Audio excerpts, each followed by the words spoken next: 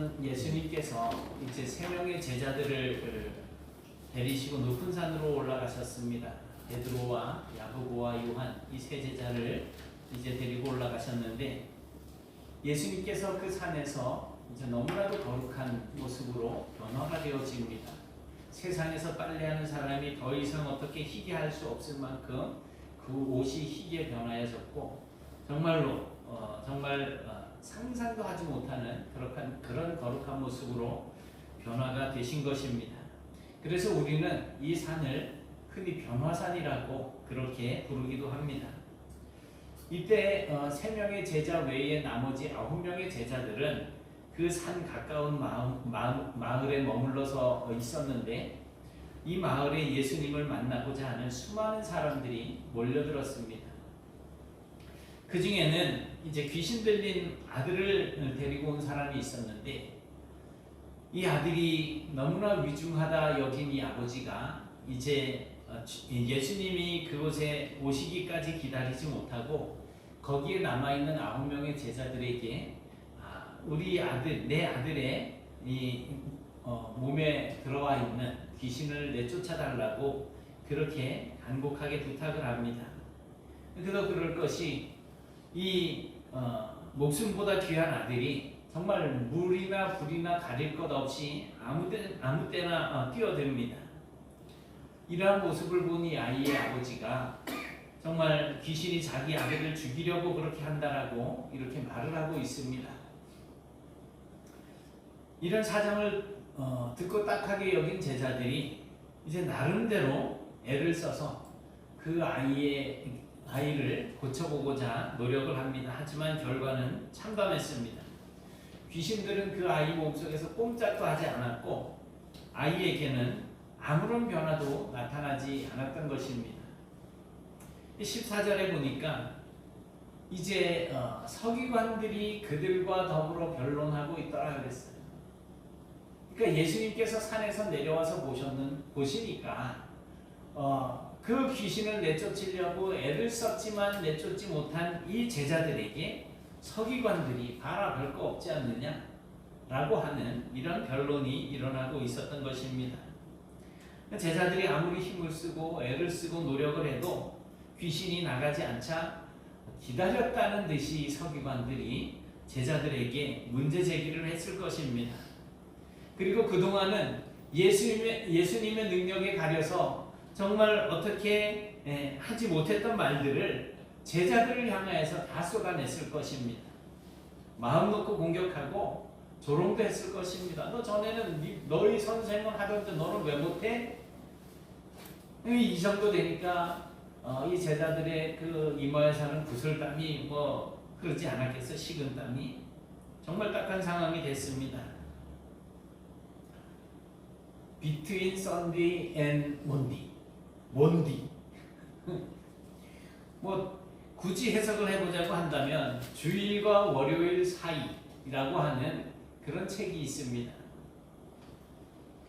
내용을 간단하게 말씀을 드리면 현대 그리스도인들에게 주일과 이 월요일 사이의 간격, 그러니까 주일에 예배하고 난 뒤의 시간, 이제 우리가 예배를 마치고 난 그 시간과 내일 이제 월요일 일과가 시작되어지는 그러한 시간까지의 간격이 너무 크다는 거예요. 월요일만 되면 그래서 자기의 정체를 숨기기에 바쁜 그러한 삶을 사는 사람들이 있습니다. 주일 예배 시간에는 하나님의 말씀을 들으면서 내가 일주일 동안 저질렀던 그런 죄악들을 생각하고 정말 큰일 나겠구나, 다시는 그러지 말아야지, 이런 어떤 회개하는 마음을 품고 있었으면서도 또다시 월요일만 되면 일주일 동안 그와 똑같은 그런 생활을 하는 사람들이 있습니다. 이 월요일 일과가 시작되면 양심의 거리낌도 거리낌이 있으면서도 어떤 죄악에 대한 유혹을 받았을 때에 거절하지 못하고 그저 그 죄에 끌려가는 그런 사람들이 있습니다. 하나님 앞에 정말 선한 열매를 맺어서 영광을 돌려드리고 싶은데 용기를 내지 못하고 그냥 그 자리에 주저앉아 있는 그런 사람들도 있습니다. 세상 앞에서 그저 한없이 작은 자기 어떤 모습을 보면서 나는 왜 이럴까 한탄도 하고 속상해 보기도 하지만 또 그렇게 전과 동일하게 월요일을 맞이하는 그러한 사람들이 있습니다. 오늘날 대부분의 그리스도인들의 모습이 바로 이런 모습이 아니겠습니까? 어쩌면 저와 여러분의 모습일 수도 있습니다. 오늘 본문에 나오고 있는 이 무기력한 제자들의 모습이 바로 그렇습니다. 예수님과 잠깐 헤어져 있었을 뿐인데 그 사이에 참 감당할 수 없는 일이 일어난 것입니다. 그런데 중요한 사실이 있습니다. 이 그렇게 땀을 삐질삐질 흘리면서 곤란한 상황에 빠져 있는 이 제자들이 마가복음 3장 14절 15절을 보니까 이 제자들이 이미 귀신을 쫓아낼 수 있는 능력 받았어요. 그 능력이 그들 안에 있었습니다. 주님께서 제자들을 부르실 때에 이미 제자들에게 귀신을 내쫓는 그런 권능도 가지게 하셨다는 거예요. 주셨다는 거예요. 뿐만 아니라 마가복음 6장 7절에도 보니까 예수님께서 제자들을 둘씩 이렇게 짝을 지어서 전도하러 보내십니다. 이 마을 저 마을로. 그때 그냥 보내시는 것이 아니고 귀신을 내어 쫓는 능력을 주셨다는 것입니다.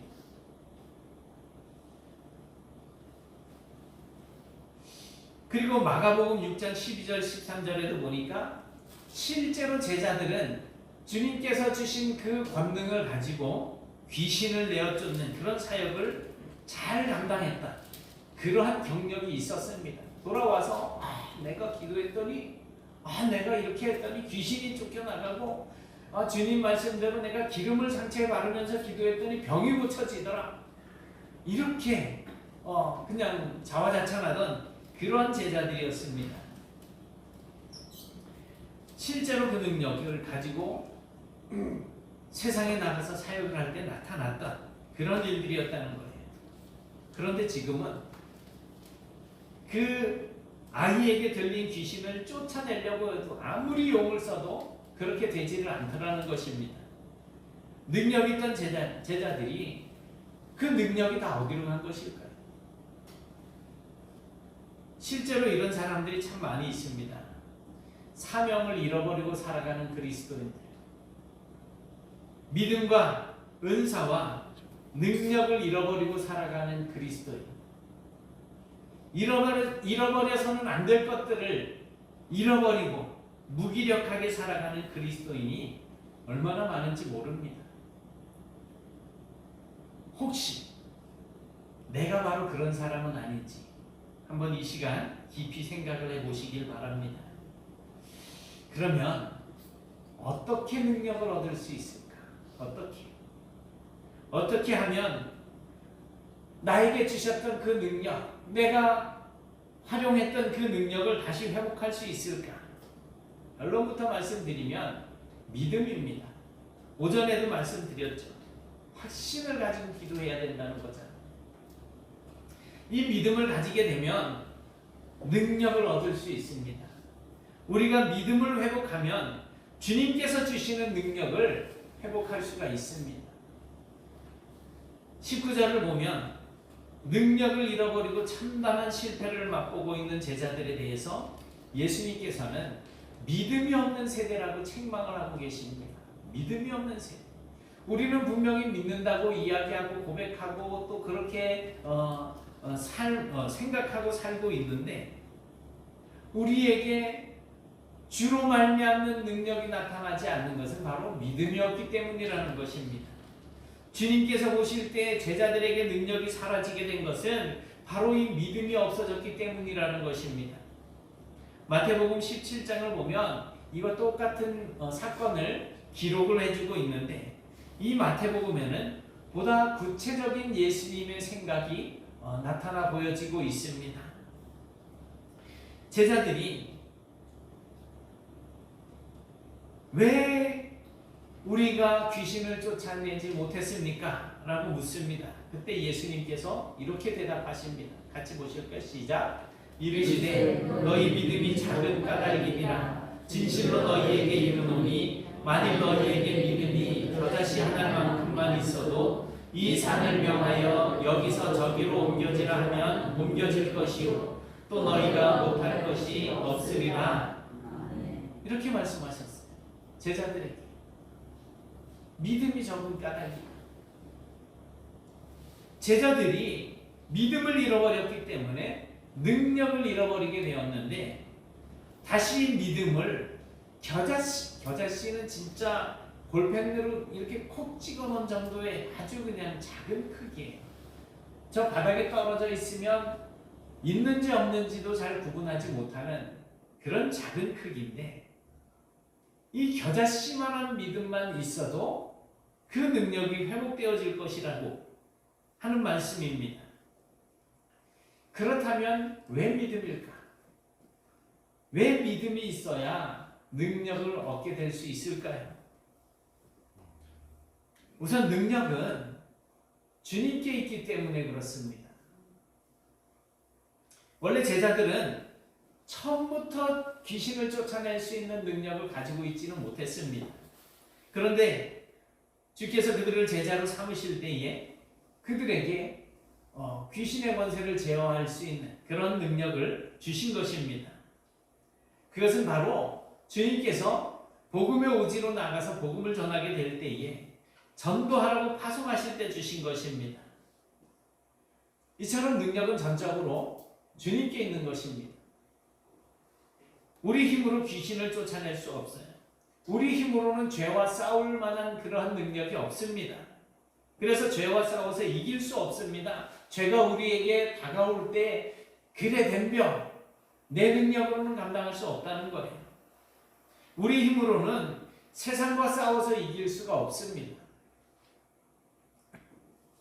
그만큼 우리는 철저하게 무능력한 존재예요. 따라서 우리가 살 수 있는 길은 오직 전능하신 하나님, 그 전능하신 하나님을 의지하는 길밖에 없다는 것입니다. 어떤 분들은 적극적인 사고라는 말, 긍정적인 사고라는 말은 믿음의 또 다른 표현이다 라고 이야기를 합니다. 그래서 우리가 긍정적인 사고방식을 가지고 있으면 뭐든지 다 할 수 있다는 거예요. 가능하다고 생각하는 것이 믿음이라는 거죠. 그러니까 나는 할 수 있다라고 믿는 그 신념이 긍정적인 사고를 만들어낸다는 거예요. 그리고 그 적극적이고 긍정적인 사고가 우리의 마음에 힘이 되어져서 우리의 삶에 긍정적인 영향을 미치고 우리 삶의 주변을 긍정적으로 변화시킨다는 것입니다. 그래서 우리가 긍정적인 생각을 가지고 살게 되면 성공적인 삶을 산다라고 이야기를 합니다. 그럴듯하지 않습니까?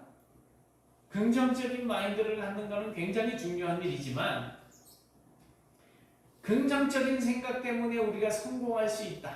뭐든지 할 수 있다. 세상을 이길 수 있고 죄도 이길 수 있고 모든 것을 이길 수 있다라고 생각하는 것. 얼마나 가슴 설레는 말입니까?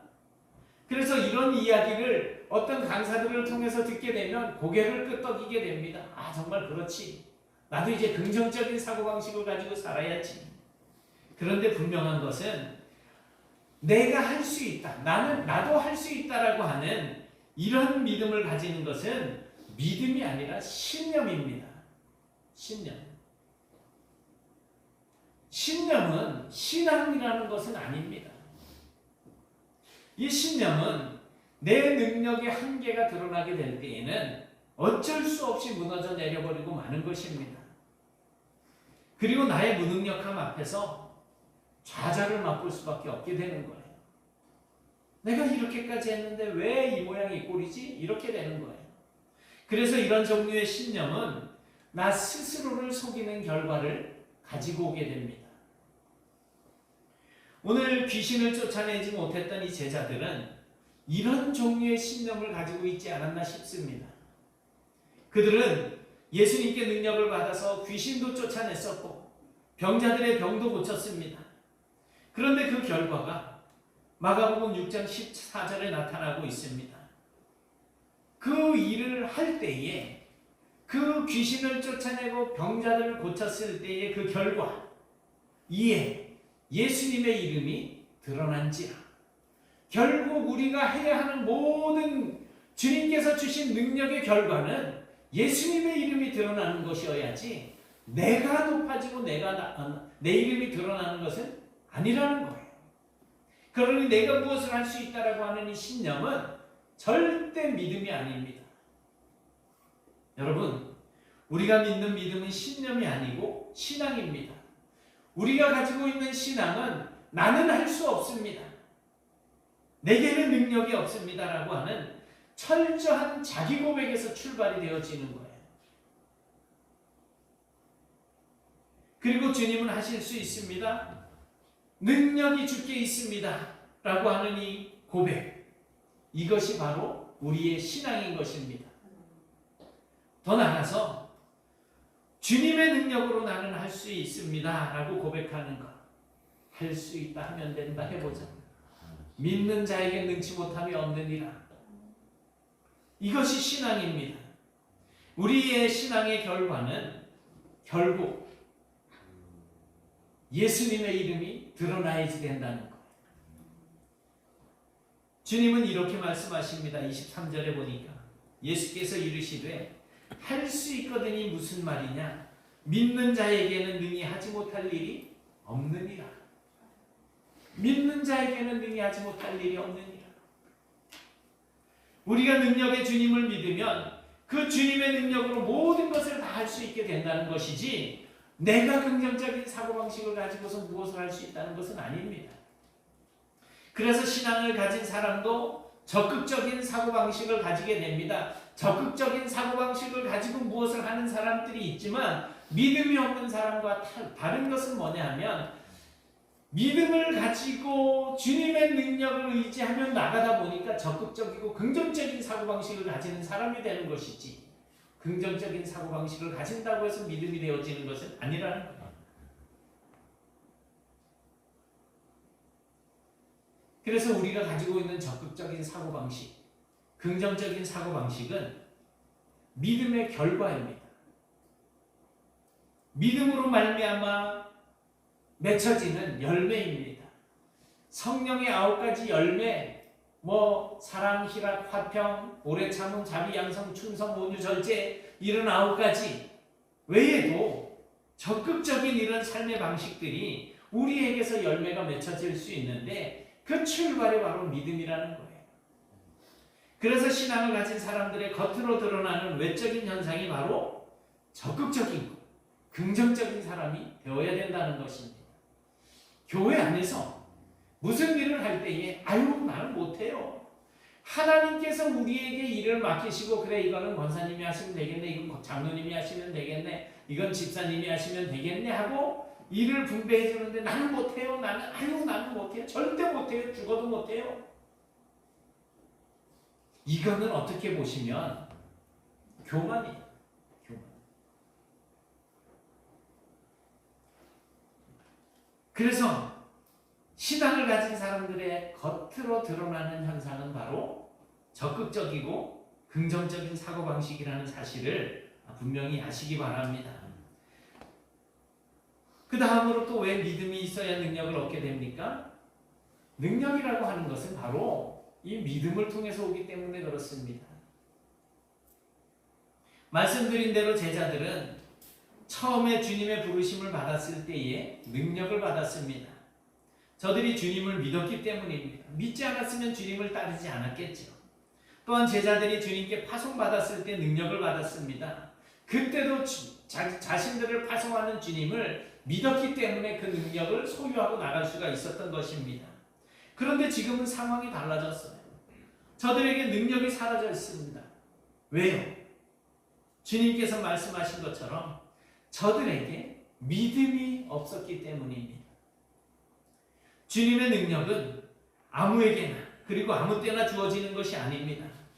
그러면 어떤 사람에게? 믿음이 있는 사람에게만 주어지고 또 언제 주어질까요? 믿을 때만 주어진다는 것입니다. 믿을 때만.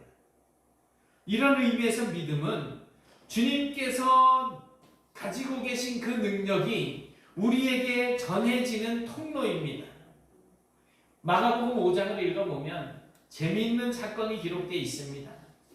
이미 다 아시는 내용이 12년 동안 혈루증을 앓고 있던 한 여인이 정말 12년 동안 가산 다 탕진하고 오만 고생을 다 했을 거 아니에요. 이 몸에 피가 멈추지 않는다라고 하는 것은 부정하다라고 하는 그러한 것이 되어서 여인들이 하혈하는 것은 부정이에요. 그래서 여인들이 한 달에 한 번씩 하는 그 월경의 그때는 부정하다, 7일간 부정하다 이렇게 말씀하시잖아요.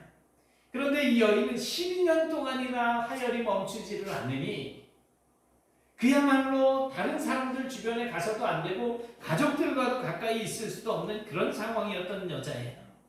그런데 그런 여자가, 부정한 여인이 사람들이 번잡한 틈을 비집어서 거기에 섞여 있다가 몰래 예수님의 옷자락을 만집니다. 그런데 12년 동안이나 고침받지 못했던 그 병이 고쳐지는 거예요. 예수님, 내가 당신의 옷자락을 만질 테니 내 병을 고쳐주십시오. 이게 아니잖아요. 뭘? 주님께서 갑자기 몸에서 능력이 나간 것을 느꼈어요. 주님의 능력은 누구 거라고요? 주님 거잖아요. 하나님 거잖아요. 근데 주님 안에 있는 그 능력이 또 빠져나갔어요. 어떻게 하셨을까요? 빠져나갔어요. 그 살펴보니까 저 여인이 내 능력을 빼갔네. 근데 이 성경에서 기록해주고 있는 내용이 그거예요. 내가 그의 옷에 손만 대어도 구원을 받으리라. 그냥 생각했을 뿐이에요. 내가 그의 옷에만 손을 대어도 구원을 받으리라. 생각함일러라. 믿었어요. 그리고 예수님께서 말씀하십니다. 너의 믿음이 너를 구원하였으니 평안히 가라. 너의 믿음이 너를 구원하였으니 평안히 가라. 내 병에서 놓여 건강할지어다. 주님의 능력이 여인의 믿음의 손을 통해서 임했다는 것입니다. 여기서 주목할 것은 주님의 의지와 관계없이 이 일이 일어났다는 거예요. 물론 예수님이 알고 계셨을 수도 있어요. 그런데 성경에서는 기록해주고 있지 않아요. 그 여인이 예수님의 옷자락을 만졌을 때 예수님께서 느끼신 것은 능력이 빠져나갔다는 거예요. 그리고 찾아보니 그 여인의 병이 고쳐졌다는 거예요. 그 믿음의 손으로, 믿음의 손길을 통하여서 주님의 능력이 전달되었다는 거예요. 주님도 모르게 그 능력이 여인에게 임했습니다. 그렇습니다. 주님의 능력은 믿음을 통해서 우리에게 전달되어집니다. 우리가 믿음을 준비하면 주님의 능력은 우리에게 그냥 오게 돼 있어요. 주님의 의지와는 상관없어요. 우리가 믿느냐 안 믿느냐. 옛날에 물이 부족한 아프리카에 살던 어떤 사람이 영국으로, 하도 오래된 이야기라 제가 이제 아사무사합니다. 그런데 영국의 어느 호텔에 가서 머물게 됐어요. 근데 너무 신기한 걸 보게 된 거예요. 화장실에 수도꼭지가 있는데 열면 물이 칼칼칼칼 쏟아지고 다시 반대로 잠그면 물이 딱 멈추고 너무 좋은 거예요. 자기네 동네는 물 한 번 풀려면 땅을 수십 미터를 파고 들어가든지 아니면 수십 킬로를 가가지고 양동이에 물을 떠가지고선 가지고 와야지 되는데 이 꼭지 하나만 있으면 그냥 물이 계속 쏟아지는 거예요. 그래서 이 사람이 이것만 있으면 우리 고향에서 이제 물 걱정 없이 마음껏 물을 얻을 수 있겠구나 생각을 하고 설레는 마음으로 그 수도꼭지를 뜯어가지고 고향으로 돌아갔습니다. 그리고 사람들을 모아놓고 수도꼭지를 보여주면서 여러분 이제 물 걱정 안 하셔도 됩니다. 이것만 틀면 물이 콸콸콸콸 쏟아져서 우리가 빨래도 할 수 있고 먹을 수도 있고 씻을 수도 있고 얼마든지 쓸 수 있습니다. 그리고 사람들 오는 데서 수도꼭지를 딱 틀었는데 어떻게 됐어요? 어떻게 됐어요? 네? 안 나와요. 안 나오죠. 왜 안 나와요? 수도관이 연결이 안 돼 있잖아요. 꼭지만 있는데 어떻게 물이 나올 수가 있겠어요? 아무리 강에 물이 많이 있다고 하더라도 강과 이 수도꼭지를 연결해주는 이 호수가 없다면, 파이프가 없다면 물을 끌어올 수 없듯이 우리가 하나님의 능력을 받으려고 한다면 그 능력의 통로가 필요하다는 거예요. 또한 모든 것이 다 갖추어져 있다고 할지라도 그 수도꼭지를 틀어서 물이 나오게 하는 믿음의 행위가 있어야지 된다는 거예요. 그게 뭐예요? 기도예요. 물의 양이 그 관의 크기에 따라서 달라질 수 있는 것처럼 하나님의 능력도 나의 믿음의 크기에 따라서, 나의 믿음의 분량에 따라서 달라질 수가 있습니다. 우리에게 믿음이 필요합니다. 믿음이 있어야만 주님의 능력을 받을 수 있습니다. 믿음이 있되 기왕이면 큰 믿음이어야 됩니다. 주님께서 내 믿음이 크도다 라고 칭찬하실 만한 믿음이어야 주님의 놀라운 표적과 기사를 체험할 수가 있게 되는 것입니다. 오늘 본문 29절에 매우 의미 있는 그런 말씀이 기록되어 있습니다. 제자들이 왜 자기들은 귀신을 쫓아내지 못했느냐고 주님께 물었습니다. 그때 주님께서 이렇게 대답을 하십니다. 이르시되 기도 외에 다른 것으로는 이런 종류가 나갈 수 없느니라. 우선 이 말씀은 제자들의 문제를 지적하신 것입니다. 저들이 귀신을 쫓아내면서 먼저 기도하지 않았다는 거예요. 주님이 보실 때 이것이 문제였습니다. 아마 제자들도 그 귀신을 쫓아내려고 애를 썼을 것입니다. 그러나 나름대로 자기만의 방식으로 무엇을 하려다가 보니까 마치 자기의 능력으로 귀신을 쫓아낼 수 있을 것이라고 착각하고 있었을 것입니다. 완전히 나도 얼마 전에도 귀신 쫓아냈는데 왜 이렇게 힘들지? 안 되지? 전에 하던 습관대로 그 방법이 귀신을 쫓는 것인 줄로 생각을 하고 그렇게 그 방법을 다시 써먹어 봤을 거예요. 주님 보실 때 바로 이것이 문제였던 것입니다. 제자들이 자기 나름대로 해오던 방법에 의지해서 귀신 앞에 서서 맞서다 보니까 그것은 믿음의 행위로 나타나는 행동들이 아니었다는 거예요. 본인 믿음이 확연하게 떨어져 있는 그런 모습입니다. 우리 믿는 사람들 그러면 안 되겠지만 요즘 요즘은 제가 한 몇 년 동안은 동창들을 잘 안 만나가지고 잘 모르겠는데 이제 운동한다고 체육관에 가가지고 사람들을 만나면 새까만 후배, 8년 후배, 9년 후배들 제 앞에서도 말하면서 18 이래고 있어요. 자기 친구들하고 이야기할 때는 그냥 60% 70% 그냥 욕이에요. 뭔 얘기를 하는지 한 100마디 했다 그러면은 실질적으로 필요한 말은 한 10마디 20마디 정도밖에 안 될 거예요. 다 욕이에요. 그러한 모습을 가지고서 무슨 능력이 우리에게서 나오겠습니까?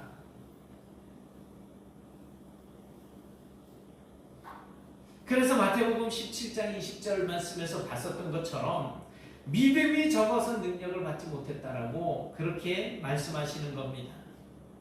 그러면 오늘 본문에서 왜 기도해야지 된다라고 말씀을 하셨을까요? 기도와 능력이 무슨 상관이 있기에 기도밖에는 방법이 없다고 말씀을 하셨을까요? 오늘 본문에서 그 대답을 찾을 수 있습니다. 22절에 보니까 아이의 아버지가 간절하게 구합니다. 무엇을 하실 수 있거든 우리를 불쌍히 여기사 도와주소서. 무엇을 하실 수 있거든. 예수님께서는 그 간청을 들으시고도 바로 고쳐주시지 않으셨어요. 23절에서는 이렇게 말씀하시죠. 무엇을 하실 수 있거든? 그걸 말이라고 하니? 할 수 있거든이 무슨 말이냐? 믿는 자에게는 능히 하지 못할 일이 없느냐? 이 말씀을 듣고 이 아이의 아비가 이렇게 소리를 지릅니다. 내가 믿나이다. 나의 믿음 없는 것을 도와주소서. 그때서야 주님께서 그 아이에게서 귀신을 쫓아내 주시고 아이의 병을 고쳐주셨습니다. 바로 이것입니다. 하나님의 도우심을 구하는 기도를 통해서 믿음이 생겨났어요. 무엇을 하실 수 있거든 해서 이제는 내가 믿나이다로 바뀐 거예요. 그 믿음의 고백, 그 믿음이 주님의 능력을 불러일으킨 것입니다. 기도 시간에 복을 주심에 고난 내 마음속에 기쁨 충만하네. 기도 시간에 정말 우리의 심령에 믿음이 생겨납니다. 기도의 자리에서 우리의 믿음이 회복되어집니다. 기도로 세워진 믿음이 주님의 능력을 가져오게 됩니다. 기도해야 주님의 능력을 체험할 수 있게 되는 것입니다. 우리가 이것을 잊지 말아야지 됩니다. 기도는 하나님께 나의 심령, 우리의 심령을 맡기는 것입니다. 기도할 때 하나님께서 그래서 우리의 심령을 회복시키시고 치료해 주시는 것입니다. 기도 시간에 하나님께서 우리의 믿음, 우리를 믿음의 사람으로 굳게 세워 주십니다. 그렇기 때문에 우리는 기도해야만 합니다. 어떻게 그런 일이 일어날 수 있겠는가 하는 분들이 계실 수도 있습니다. 그러나 기도해 보십시오. 성령께서 여러분의 마음을 움직여 주셔서 믿음을 세워 주실 것입니다. 믿고 싶은데 믿을 수가 없다라고 안타까워 하시는 분들이 계십니다. 기도해 보십시오. 믿음을 달라고 기도해 보십시오. 성령께서 여러분에게 믿음의 문을 활짝 열어 주실 것입니다. 똑같은 이야기를 똑같은 복음을 들었는데 어떤 사람은 믿고 어떤 사람은 믿지 못하잖아요. 어떤 분들은 또 이렇게 얘기하죠. 왕년의 내가 믿음이 옛날 같지가 않아 하면서 힘들어하시는 분들 계십니까? 기도해 보십시오. 성령님께서 여러분의 믿음을 회복시켜 주실 것입니다. 우리가 하나님 앞에 기도해야 하는 이유가 바로 여기 있는 거예요. 기도 외에는 길이 없는 이유가 여기 있습니다. 주님께서는 기도 중에 우리의 믿음을 만져주시고 우리의 믿음을 고쳐주시기 때문입니다. 뭐가 고장났을 때 전에 제가 이제 휴대폰이 지난 여름에 제주도 가가지고 있는데 멀쩡하던 게 저녁 때 충전도 100% 해놓고선 잤는데 새벽에 됐는데 그냥 완전 방전돼가지고 빵 푸는 거예요. 켜도 안 켜지는 거예요. 이게 왜 이러지? 전원이 없으니까. 분명히 핸드폰은 있는데 기능을 발휘하지 못하는 거예요. 고장이 나면 어떻게 해야지? 가지고 와가지고 이제 이래 다니는데 충전을 하고 다녀도 하루를 못 가는 거예요. 야, 이거 이제 휴대폰을 갖다 버려야 되나?